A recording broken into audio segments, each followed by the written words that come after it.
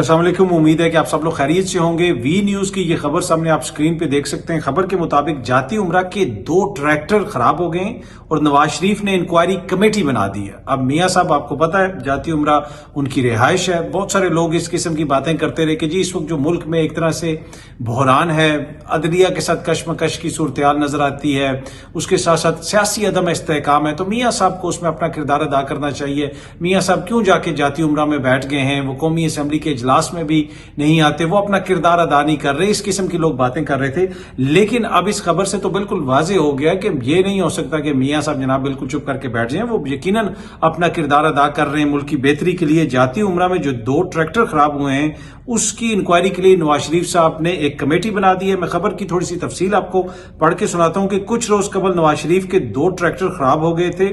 جاتی عمرہ کی دیکھ بھال پر مامور سٹاف نے سابق وزیر اعظم کو ٹریکٹر کی ایک مرتبہ پھر خرابی کا بتایا تو نواز شریف غصے میں آ گئے۔ اب دیکھیں لیڈر وہی ہوتا ہے نا کہ جناب یہ تو نہیں ہو سکتا کہ ملک کے حالات ہوں یا جاتی عمرہ کے حالات ہوں، اگر وہ بار بار معاملات گڑبڑ ہوں گے تو لیڈر پھر اس پہ کوسچن کرتا ہے، یہ ویژن ہوتا ہے لیڈر کا۔ تو وہ جناب 2 ٹریکٹروں کی خرابی پہ نواز شریف کو غصہ آ گیا۔ انہوں نے کہا کہ آئے دن ٹریکٹر خراب ہو رہے ہیں، لہٰذا سب کی انکوائری کی جائے۔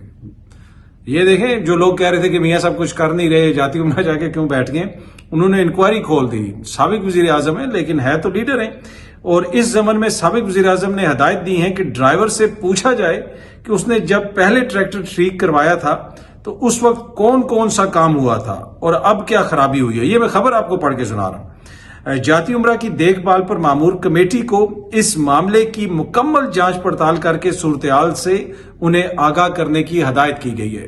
اب یہ پورا جو ہے وزیر اعظم کا پروٹوکول فالو کیا گیا ہے۔ کچھ لوگ کہہ رہے تھے کہ وزیر اعظم بنیں گے میاں نواز شریف صاحب 4تھی دفعہ۔ اگر وہ وزیر اعظم بن بھی جاتے تو کیا ہوتا ہے؟ اسی قسم کی کمیٹیاں انہوں نے بنانی تھی کہ جناب یہ اس ملک میں مطلب مثال کے طور پہ ریزروز کیوں کم ہو گئے ہیں، ہماری ایکسپورٹس کیوں نہیں بڑھ رہی، ہمارے آئین کا کیا مسئلہ ہے، آئین میں کیسی ترمیم لے کے آنی ہے، تو وہ سارے معاملات بھی تو کمیٹیوں کے پاس جاتے ہیں اور اسی قسم کے احکامات ہوتے ہیں۔ تو وہ ابھی آلموسٹ 4تھے وزیر اعظم کا اختیار استعمال کرتے ہوئے انہوں نے یہ کمیٹی بنائی ہے جو یہ پتہ چلائے گی کہ جناب یہ جاتی عمرہ کے 2 ٹریکٹر کیوں خراب ہوئے۔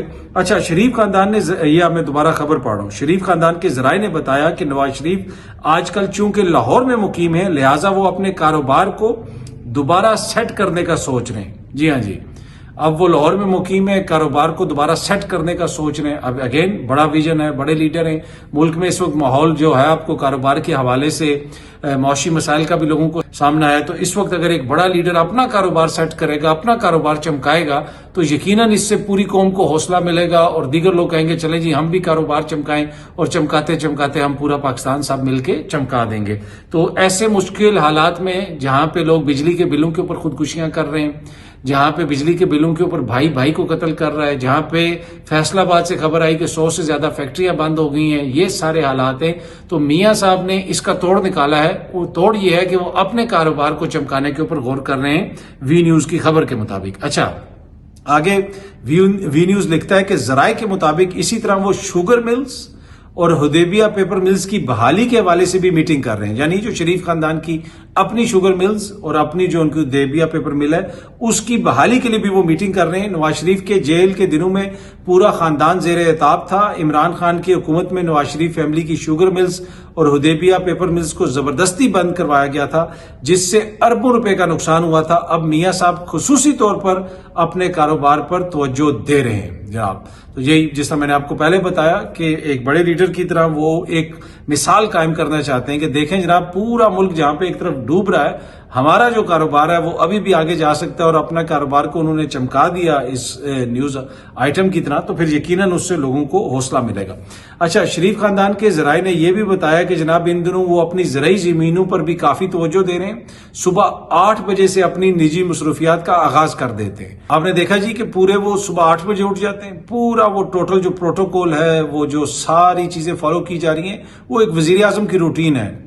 چاہے ٹریکٹر کی خرابی ہے پر بنی کمیٹی ہے، تو وہ جو لوگ تنقید کر رہے تھے، جس طرح میں نے پہلے بھی عرض کیا کہ جی وہ کچھ کر نہیں رہے اور وہ تو چوتھی بار وزیر اعظم بننے آئے تھے، بھائی انہوں نے بن کے دکھا دیے نا کہ وزیر اعظم کا اختیار استعمال کرنے کے لیے یا وہ ویژن ہونے کے لیے آپ کو وزیر اعظم بننا ضروری نہیں ہے۔ اگلو نے 2 ٹریکٹر کی خرابی کے اوپر کمیٹی بنا دی ہے۔ آگے وہ لکھتے ہیں، جہاں پہ انہوں نے لکھا کہ جی 8 بجے اٹھ جاتے ہیں، جو ان کو ذرائع نے بتایا کہ آگے وہ لکھتے ہیں کہ ان کے گھر کے ساتھ جو زرعی اراضی ہے اس میں لگائے گئے جنگل کو صاف کروانے کا سوچ رہے ہیں میاں صاحب کہ جنگل کو وہ صاف کروائیں گے۔ اب پہلے ہی ایک طرف اس ملک میں ہم کہہ رہے ہیں کہ ہم نے درخت لگانے ہیں تو جنگل صاف کروانا کیا مناسب ہوگا، لیکن یقیناً اس میں بھی کوئی نہ کوئی حکمت ہی ہوگی۔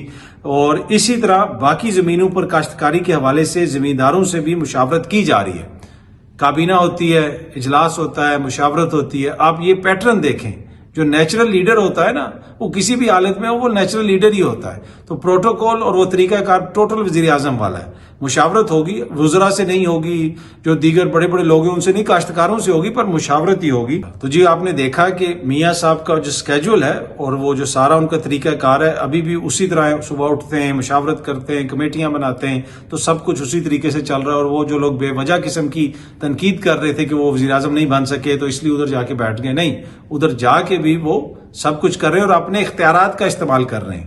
ایسی کمیٹیاں تو شاید وفاق میں ہمارے جو وزیر اعظم صاحب ہیں ان کے پاس بھی اتنا اختیار نہ ہو کہ بہت سارے معاملات پہ وہ کمیٹی نہ بنا سکتے ہوں، لیکن میاں صاحب وہاں پہ کمیٹیاں بھی بنا رہے ہیں اور سارے معاملات صحیح طریقے سے چل رہے ہیں۔ تو یہ ایک حوصلہ افزا خبر ہے، وی نیوز کی میں نے پڑھی تو میں نے سوچا کہ آپ کے ساتھ شیئر کروں۔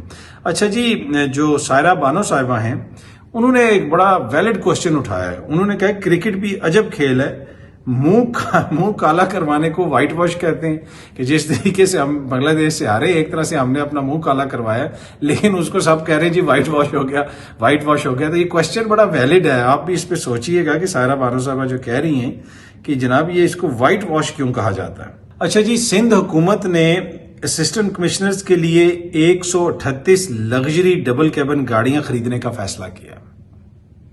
یہ وہ ملک ہے جو کسی کو 14 روپے کی سبسڈی بھی دے تو آئی ایم ایف سے گلا شکوا آ جاتا ہے۔ یہاں پہ کہا جاتا ہے کہ جی اخراجات کم کرنے ہیں، محکمے بند کرنے ہیں۔ کیا سندھ کے اسسٹنٹ کمشنر جو ہیں، اس سے پہلے پنجاب سے بھی خبر آ چکی کہ وہاں سے جس طرح گاڑیاں خریدی گئی تھیں وہ بھی آپ نے دیکھا ہوگا، پہلے رپورٹ ہو چکی ہے۔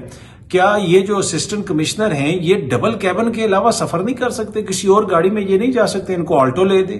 کیوں ضروری ہے کہ ڈبل کیبن ہی ہو؟ کون سی انہوں نے اتنی کوئی آف روڈنگ کرنی ہے؟ یہ کون سی ایسی جگہوں پہ جانا ہے کہ جہاں پہ جناب ڈالا ہی ہو؟ اب یہ 1 کروڑ سے زیادہ مہنگی گاڑی ہے اور اس کی اگر خبر کی آپ تفصیل پڑھیں کہ 2 ارب روپے مالیت کی لگژری ڈبل کیبن گاڑیاں خریدنے کا فیصلہ کیا گیا ہے۔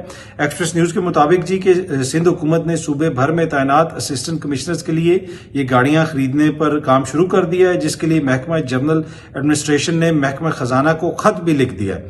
خط میں محکمہ خزانہ سے 2 ارب روپے جاری کرنے کی سفارش کی گئی اور لکھا گیا ہے کہ سندھ حکومت صوبے بھر میں تعینات اسسٹنٹ کمشنرز کے لیے 138 ڈبل کیبن گاڑیاں خریدنا چاہتی ہے۔ خط کے مطابق لگژری گاڑیاں خریدنے کے بعد انہیں سندھ بھر میں تعینات اسسٹنٹ کمشنرز کے حوالے کیا جائے گا۔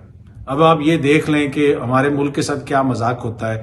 مطلب آج تک آپ نے کبھی، جو لوگ بیرون ملک رہتے ہیں، کبھی آپ نے دیکھا کہ یہ لنڈن کے اے سی کی گاڑی ہے یا یہ اسکاٹ لینڈ کے جناب کسی شہر کے اے سی کی گاڑی ہے یا پیرس کے مجسٹریٹ کی گاڑی ہے؟